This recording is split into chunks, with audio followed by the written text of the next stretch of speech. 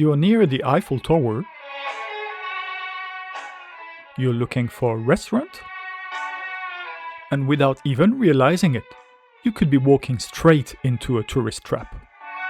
If you take a look at some restaurants in this very touristic area, the reviews can be quite telling. Disgusting food. Overpriced. Completely dishonest. A disgrace. Tourist trap. Never again. Terrible choice. Rip-off cafe. Now, I'll be covering that in more detail in a future video. But today, I want to show you that even in this neighborhood, you can still find some excellent bistro. Let's head to L'Auberge Bressane.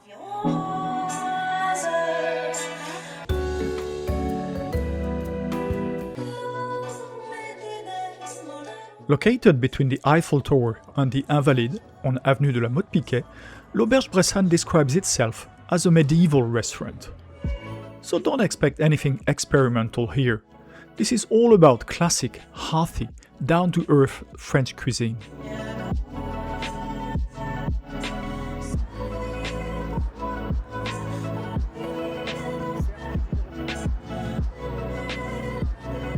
As soon as you step inside the restaurant, the layout of the tables, close together and neatly aligned, immediately tells you are in a proper bistro. But with this slightly worn, somewhat old-fashioned decor, you can see that the owner is clearly aiming to emphasize the very traditional, classic side of the cuisine.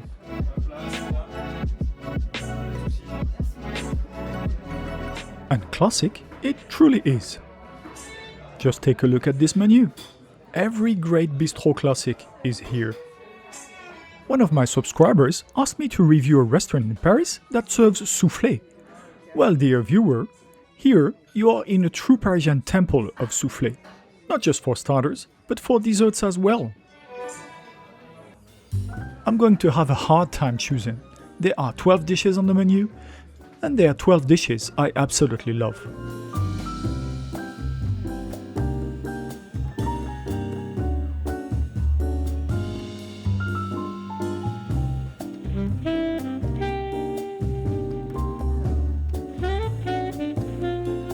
The wine list is quite extensive, with a strong focus on Burgundy wines, which makes perfect sense for restaurants with Burgundian roots. I'll show it to you quickly. Feel free to pause the video if you'd like to take a closer look at any page.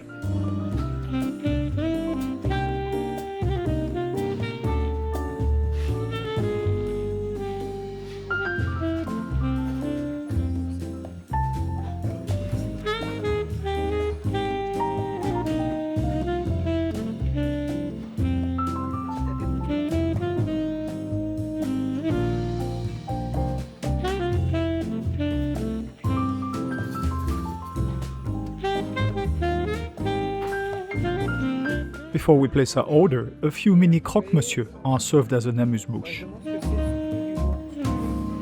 Of course, the slightly old-fashioned tones of the tablecloth and napkins are part of the design, but I have to admit I'm not really a fan.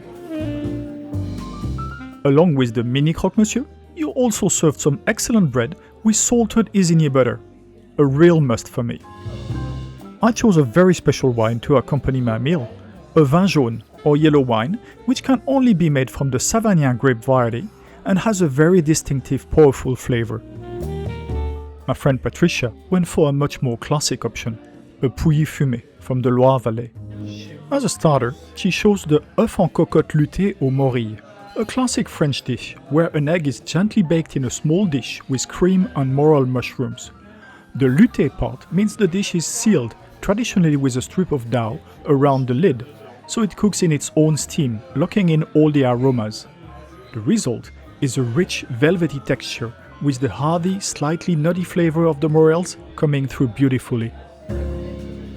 As for me, I went for a more familiar choice, a pâté en croûte served with a fig chutney. Both starters were absolutely excellent, but also very filling. Clearly not the kind of place to come if you are on a diet. Then, instead of choosing a main course, Patricia opted for another starter, the soufflés au comté, a light, airy soufflé made with that delicious Comté cheese from the Jura Mountains. Doesn't that look absolutely appetizing? And I went for a dish I sometimes cook myself at Christmas. Chicken in a creamy Vin Jaune sauce with morels. A true gastronomic feast and a perfect match for my wine. The French fries were excellent as well and perfect for soaking up that delicious sauce.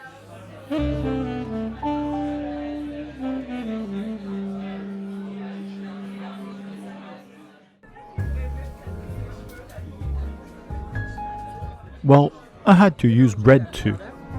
As I often say, it would be a crime not to mop up every last drop of that sauce.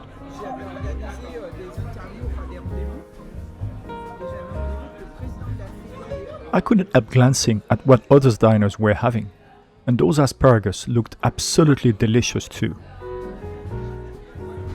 For dessert, Patricia went for yet another soufflé, this time a pistachio one.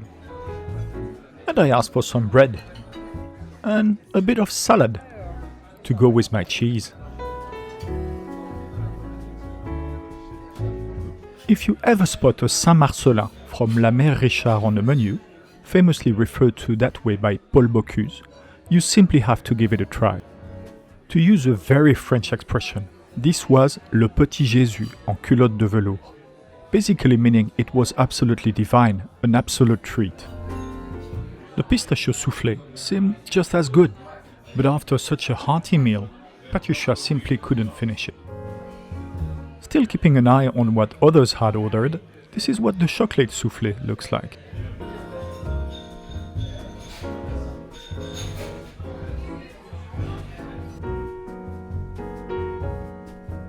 In total, the bill came to 159 euros, so almost 80 euros per person. Yes, this is definitely on the expensive side, largely due to the quality of the ingredients, like morels and Vin Jaune, but also because we're in one of Paris's most expensive neighborhoods, the 7th arrondissement, right by the Eiffel Tower. The company behind L'Auberge Bressane also owns 8 other restaurants in Paris, and as a matter of fact, I'll be visiting all Lyonnais very soon. In the end, I'm giving this restaurant a 15 out of 20. The location is a bit outside my usual go-to areas in Paris, but it's very convenient if you're staying near the Eiffel Tower. The food is excellent, with top quality ingredients and real cooking expertise, and the service is both friendly and welcoming. That said, the decor feels quite old-fashioned, and prices are clearly on the high side for a bistro. All in all, I would definitely return, and with a score of 15, it earns its place on my recommended list.